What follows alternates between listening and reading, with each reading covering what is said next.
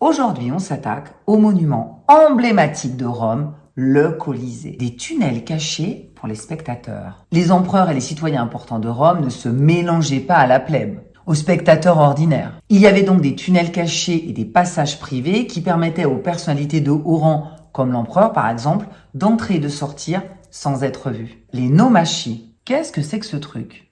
Les premiers spectacles donnés au Colisée comportaient des nomachis. Ce sont des batailles navales. Ils sont fous ces Romains. Ces reconstitutions de batailles miniatures symbolisaient la domination maritime de Rome, les hypogées. Sous l'arène principale se trouvait un vaste réseau de galeries que l'on appelle hypogées, hypogeo, comportant des couloirs, des cages et des trappes dissimulées.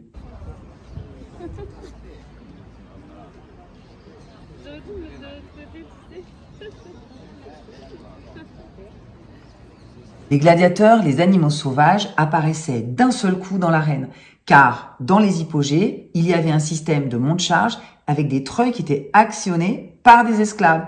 Et donc, hop, waouh! Ces mécanismes de levage et de rotation étaient vraiment hyper astucieux pour l'époque et permettaient de créer des effets spectaculaires pour le public. Des symboles chrétiens et une église dans le Colisée. Oui, oui. Après la chute de l'Empire romain, le Colisée a été transformé en espace religieux. Au Moyen-Âge, les chrétiens y voyaient un lieu de martyr puisque certains chrétiens ont été exécutés dans l'arène. Mais on retrouve dans le Colisée des croix et des symboles chrétiens qui ont été gravés dans la pierre. Savez-vous qu'aujourd'hui, il y a une église dans le Colisée ? Oui, oui, à l'intérieur. C'est la Chiesa di Santa Maria della Pietà al Colosseo et elle se trouve au rez-de-chaussée dans la zone sud-est. Depuis 1955, c'est le Circolo San Pietro qui gère le monument et qui organise des messes les samedis et les dimanches. Le Colisée est encore aujourd'hui un lieu important pour les catholiques puisque c'est là que, lors du Vendredi Saint, le pape préside le chemin de croix. Des graffitis dans la pierre. Pas les graffitis des gens mal élevés, irrespectueux, qui veulent à tout prix marquer de leur nom « Ah, le monument, ah, mais je suis tellement important ».